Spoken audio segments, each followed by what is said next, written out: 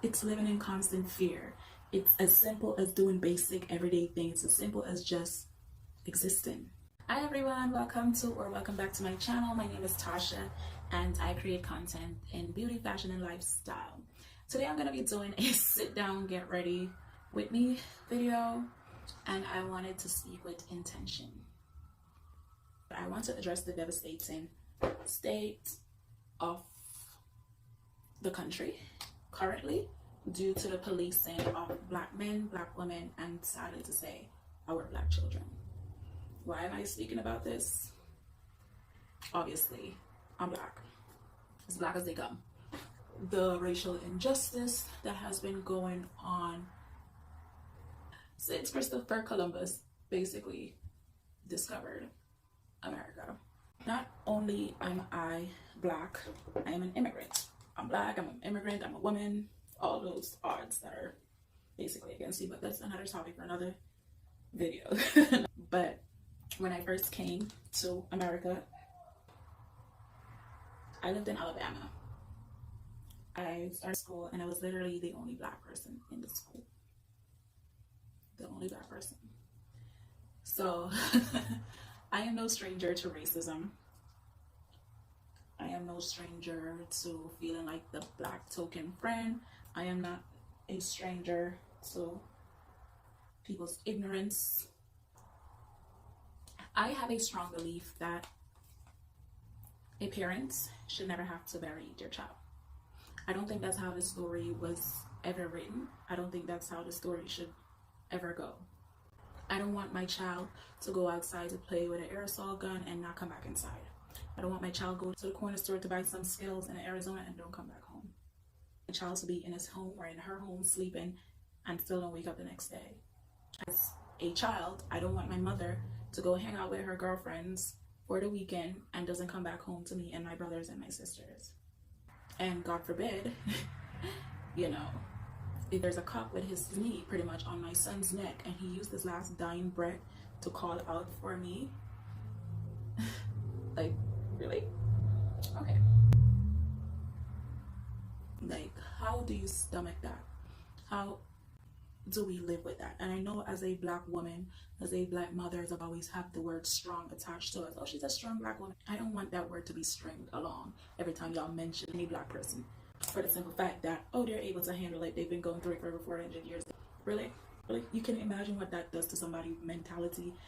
And then within this time, you see a lot of companies or people out there who are trying to benefit off, you know, the whole Black Lives Matter movement by, oh, we stand in solidarity with Black people, blah, blah, blah, blah, blah. No, you're just doing whatever you feel like you need to do to keep your paper, your money. It's like the whole Blackout Tuesday thing where everybody, all these companies, put up their little black square. I want to see within a couple weeks, in a couple months, if those black squares are still on your timeline. How have these companies over the years treated Black people? Band-Aid just came out with is it 4 colors? I don't want to tell any lies. I don't want to give wrong information, but they just came out with a 4-colored bandage to match color people. And I read the first line pretty much, and it goes, we hear you, we understand you, we are listening, we stand in solidarity with Black Lives Matter, with Black people. Band-Aid. Band-Aid, when you wasn't hearing us, first of all, Blackish Ben came out with an episode how many years ago highlighting that need. Who said, okay, there's a need here, these big companies are not doing anything about it. We've been had our own colored Band-Aids. We don't need yours. You could just take all of that and go. Like, at the end of the day, it's not like, for me personally, I do not want inclusion. I don't think that's what Black people want now. It's inclusion. It's not what we want. I think what we want is equality. That's it. Equality. I, as a Black woman, would like to be able to apply for a job and know that I get the job based off of my skills, be paid the same as my white counterpart, you know, because we have the same skill set, not because, you know, you're trying to fill your diversity quota. you know, we have to hire a certain amount of black people to deal with the police and the companies and all these exclusions from everybody else. We got to deal with people like Nancy Pelosi. I laugh, but it ain't shit funny, like, at all. Who think it was a good idea to put on a Kinsey cloth and kneel, cut the pandering, cut all of that. Like, we don't want all of that. That's not what we've been asking for. The only thing we've been asking you people for is stop killing our black brothers, our black sisters, our black children, our black mothers, our black fathers, our black cousins, our great black whoever. That's it. Treat us like we are humans. We are just human beings. Don't see me walking outside with my black skin and feel threatened. Especially when I already have my hands up saying don't shoot. That's it. What is so hard in that? I don't want, as I push out a baby and by the time that they can walk and talk, I have to be explaining to them, hey, you know, if you're ever outside and you see the cops running, don't run. It's cold outside, and even if you ain't got a cap on, don't put your hoodie on. And I find it sad that these are some of the conversations that mothers and fathers have to have with their black children. Why? Why? That should not be a thing. You know, if I have, you know, go out there and I work my ass off and I said, okay, we've been red lines enough. I want to move to this neighborhood. Let me move me and my little black boy and my black daughter to this neighborhood over there where it's predominantly white. And my son, who's been growing up seeing nothing but all these white people, and that's why he finds to be beautiful or attractive or whatever, and one day a couple girls are walking by and he decides to whistle at them, that he's going to get hanged from a damn tree. He's going to be burned to the point where I can't recognize him. I try my best to always be open-minded. We could talk about whatever. I'm here to listen to you. Whatever Karen has to say, I'll listen to you, Karen. Whatever Becky got to say, I'll listen to you, Becky. Let me hear what you got to say. But at the end of the day, don't deflect. Don't victimize. Don't be ignorant to your ignorance. You know, learn to educate yourself. Why are black people feeling like this? What is happening? And the sad part about it is how many other people have died since George Floyd. You don't hear about it because all you're focused on is the protest, not to mention the fact that we're still dealing with the pandemic. I see the opportunist or the performative activism where people are faking to be with Black Lives Matter. You know, I'm going to do this on my Instagram feed. I'm going to do this for, you know, for the public so that, you know, after the economy opens up back, you know, again, we don't lose our dollars. Please cut it out.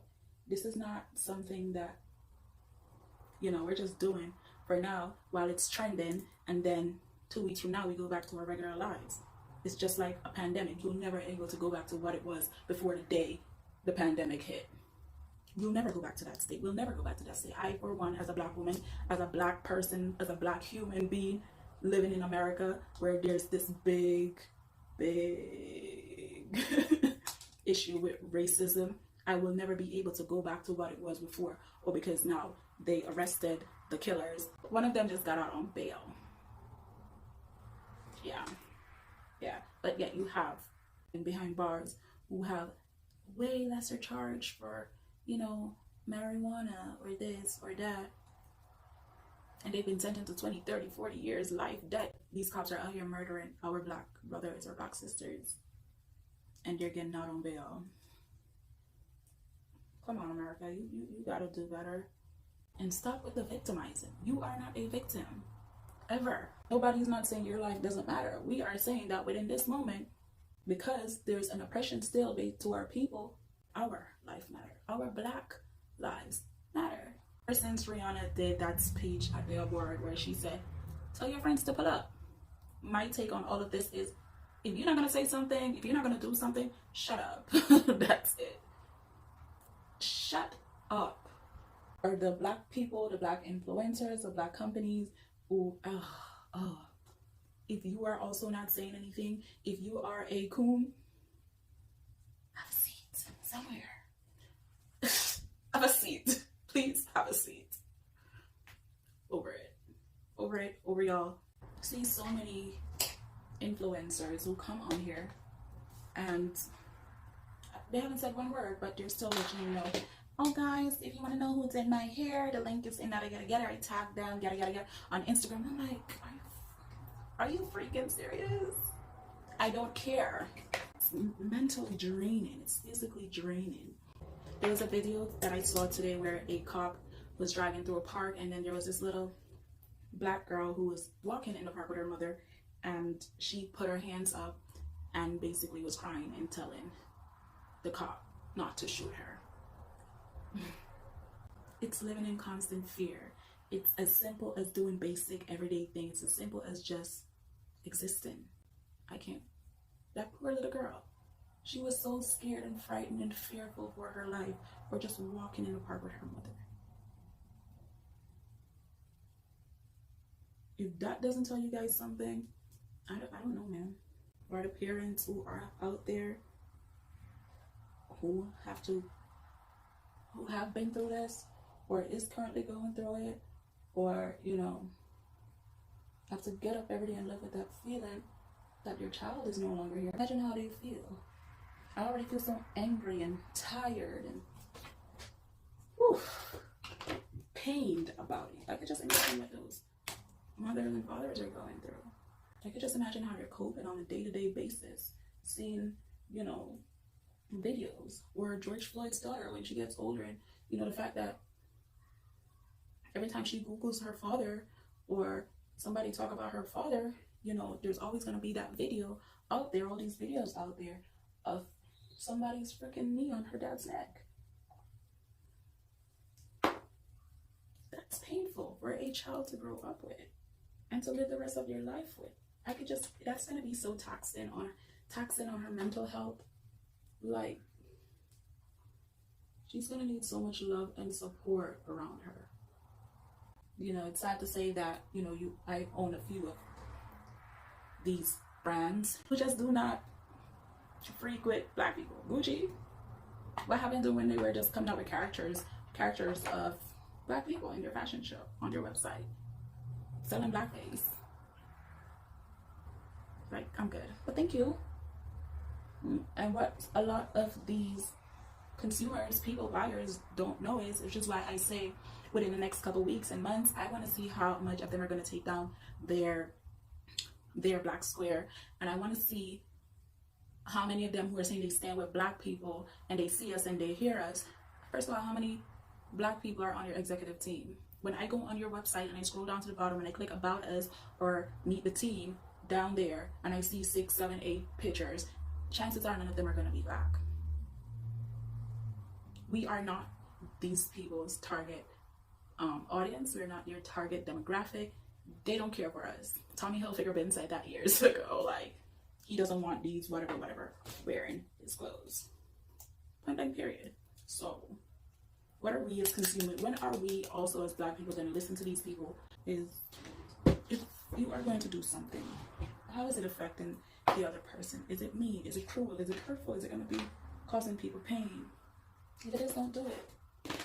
If at the end of the day you're doing something and you're in a uniform and you have to think about if you are going to lose your job, don't do it. That's my point. Like, if you have to think, if in that moment you are doing, and I think that is the thing, some of these people that don't care if you're going to lose your job or not. Some of these officers, they don't care if you're going to go to jail or not, because why? You're going to be out on bail's bond in no time. They're using the previous incidences as a reference. Y'all see me on whether you're going to lose your job or not. But I will say, puss and dog do not have the same luck. And this is the George Floyd outcry, the protests and everything that's going on. I feel like that is the dog. Yeah, your time has run out. The bullshit that you've been doing, it has to come to an end at some point. It has to come to an end at some point. We're tired of it. We're tired of always saying, say her name, say his name.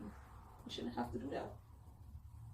Instead, we should be celebrating these people as they get older. These people should be alive, celebrating their daughter. It is becoming a yearly thing, a weekly thing, a daily thing. There's a guy who was found yesterday in California hanging from a tree. I wonder who did that. Like, it's so draining. Anyway, I'm done with my ranting, honestly, because I don't want to talk about it anymore, because the more I speak about it, the more pissed off I get. But what else can we do right now but feel that rage? Because there's nothing else we could do besides be rageful, be angry. We've had enough. I feel like some of these people want to speak out because they don't want to lose their sponsorship or their ability to work with some brands or companies. And honey, if you feel silenced and feel like if you speak out against something that you're going to be losing deals and sponsorship, if it's because speak out against something, honey, that company is racist. Point blank, period. And you need to go find you some other company. If you feel oppressed, that at the end of the day there's going to be like more repercussions from your actions, then you need to take that company, flush it down the toilet. So that's it for this look, guys. I want to thank everybody who sat and listened to me rant and voice my opinions and how I feel about certain situations. And with that said, I'll see you guys in my next video.